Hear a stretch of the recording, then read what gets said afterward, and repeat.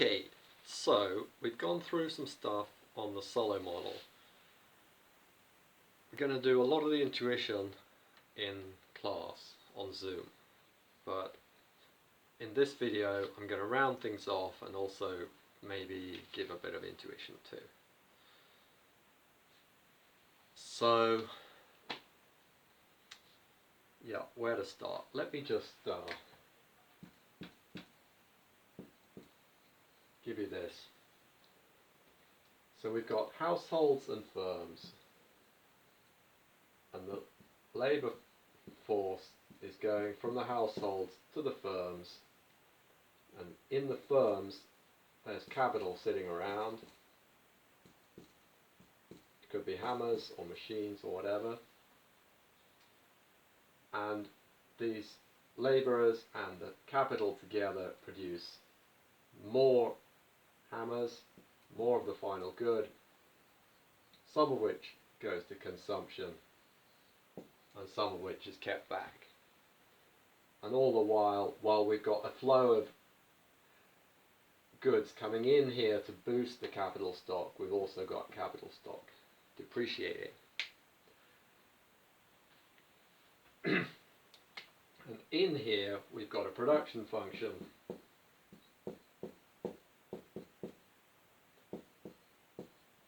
where this AL could be increasing. And if it is increasing, generally it'll be doing it at a constant rate in the model. And we have absolutely no explanation whatsoever for what this increase really is. Except, well, there's some kind of increase in productivity, but what's driving it and how that really works, we just don't know. That's the solo model. Okay, and at the end of the last lecture I showed that actually if this grows at a constant rate, and if labour grows at a constant rate as well, there exists a balanced growth path, which actually is also stable, but I didn't show that, where y dot over y and k dot over k are both equal to g plus n, and little y dot over little y is equal to g. Consumption per person grows at the growth rate of productivity, which of course makes an awful lot of sense. If labour is getting more productive at this rate, well, in the balanced growth situation, consumption per person will also grow at that rate. The amount that each person can produce is growing at g, the amount that each person consumes will grow at g. Yeah, and then we also said, we noted that this production function implies unit elasticity of substitution or fixed factor shares. That what firms pay to labour at WLL and what firms pay to capital, WKK, the ratio of those stays the same, whatever the prices or quantities of labour and capital. So what evidence is there that it really makes any sense to use this model? Well, there's some quite nice evidence out there actually. So one is that WLL over WKK is round about 0.7 in economies all over the world and over long time periods. Okay, not exactly, of course, it does vary, but yeah, I mean, you probably, I don't know exactly what the average will be. Maybe 65 would be a better average, between about 0.6 and 0.7. Another one is that the model can actually capture the effects of big shocks. So if this is, I think in the data, yeah, we've got real GDP in Germany, and here we've got like 1945-ish.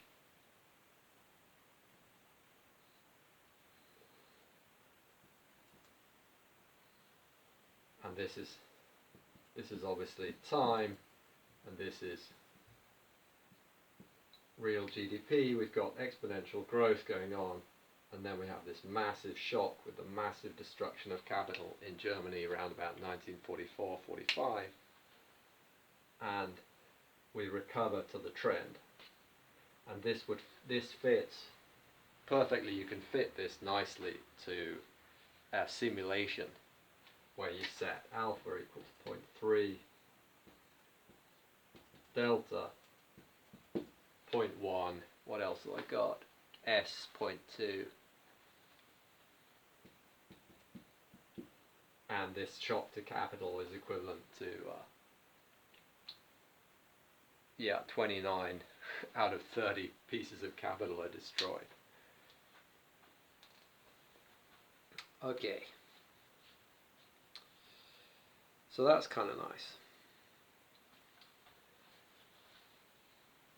So we can kind of match some stuff from the data about how countries develop using the solid model.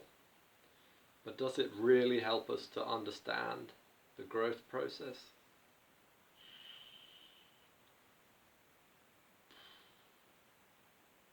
What do you think? Well, it tells us that the growth process is driven by productivity increases. Is that correct? It turns out it is. Or there's very, very good reasons for thinking that's correct. We'll talk more about that. So that's a super important insight, that growth is driven by technological progress and not, for instance, by capital accumulation. The model allows for capital accumulation and shows that it can't help in the long run. Why not? Because if you, for instance, pile up more and more hammers, the first extra hammers might help a bit. After a while, it's no help, right? And you think, well, okay, hammers, but what about sort of cars or some particular machine? The same thing is going to apply, right? If you've got millions of these machines, the same ones, old design, it's not going to help. Yeah? You need like one machine per person or whatever is enough. So you're going to suffer from diminishing returns. And this is what the model shows as well. So this is a super important insight. What drives growth? It's this exogenous, unexplained growth in technological progress. What drives growth in real economies? Technological progress. But then we want to explain where it comes from. So that's the big thing missing in the solid model. Page 18 that was.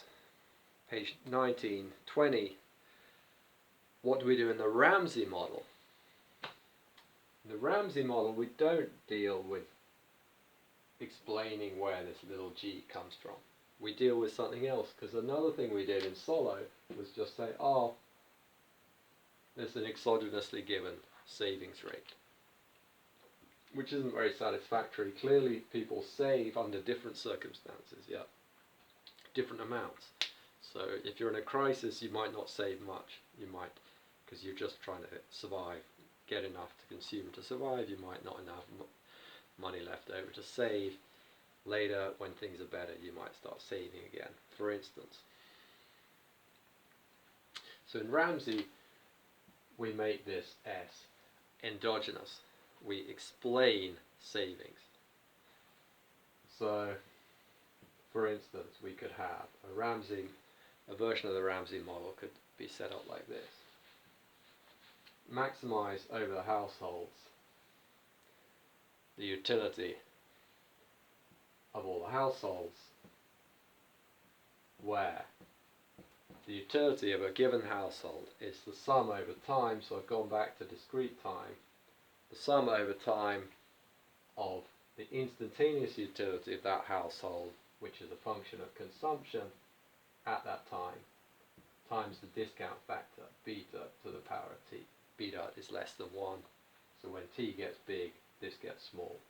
The discount, that's stuff happening in the long way in the future, we don't care much about.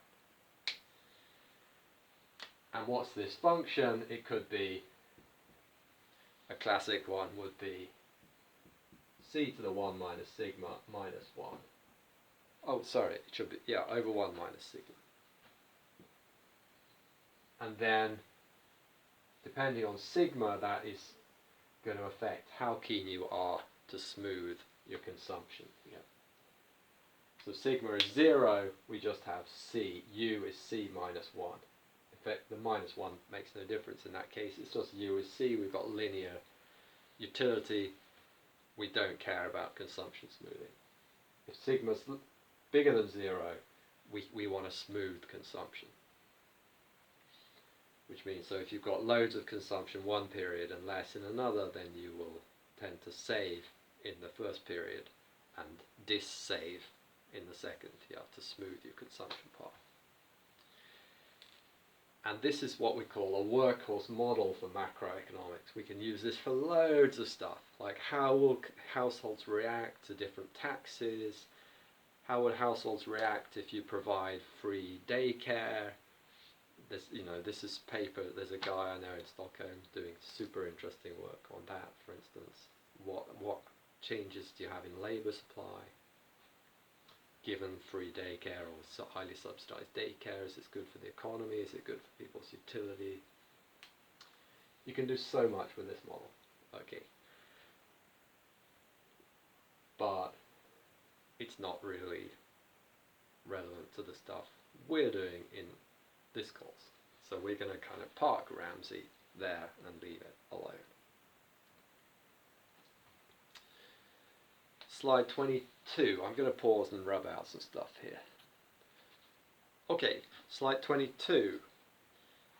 The capital. Remember in balanced growth, I showed that on a balanced growth path, capital grows at the same rate as production, which is G plus N.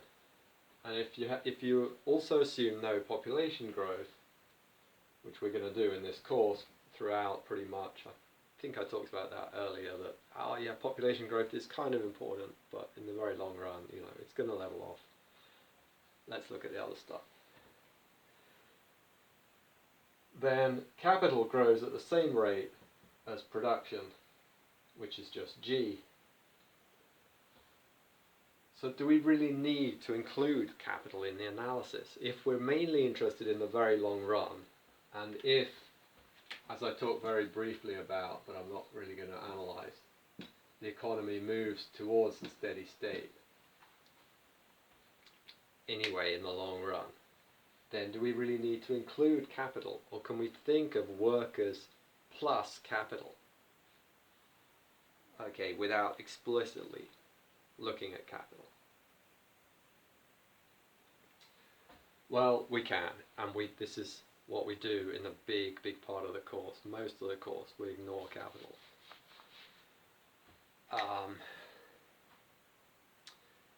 So let's just, one way of looking at this, so we had y is ALL to the 1 minus alpha, k to the alpha, didn't we?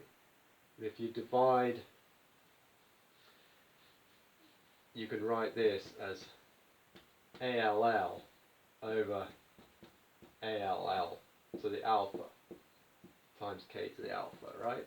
And then we can put these together and we can say it's ALL k over ALL to the alpha. And if k and ALL are growing at the same rate, which they do on balanced growth, then this is just a constant, of which we could sort of amalgamate with this, and we can just, it's not going to make any difference. Effectively, we can just write this. So this would be, if we think of labour capital together, then AL would become the productivity of labour capital together, which would be AL times this, which is just constant in balanced growth. Okay. And we can do the same thing when there are resources in the production function. I'm not going to show you the math, it's super straightforward, it's on the slide there, slide 22. What do we lose by dropping capital? So again, it's not about how realistic models are, it's about whether they're helping us to do the job we're keen for them to do. So if we're interested in the very long run, typically it's not essential to include capital. If we're interested in the somewhat shorter run changes, it may be very important to include capital. For instance, if we're thinking about some policy change which is going to change incentives to do with electricity generation,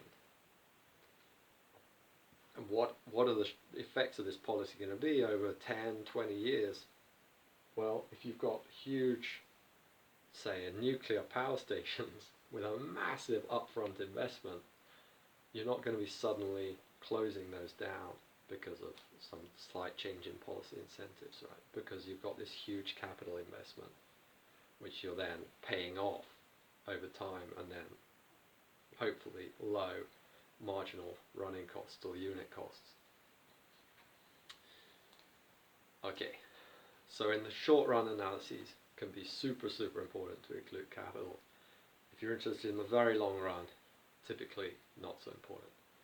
What's the benefit from dropping capital?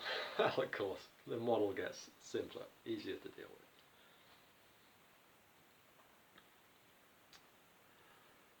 with. Okay, so that basically rounds off Solow and Ramsey, the standard neoclassical models. Okay, so Ramsey is also a neoclassical growth model. Now, in the next couple of lectures, or next couple of videos, or possibly one, I'm not sure if it'll be one or two, I'm going to look at endogenizing growth. But bye for now.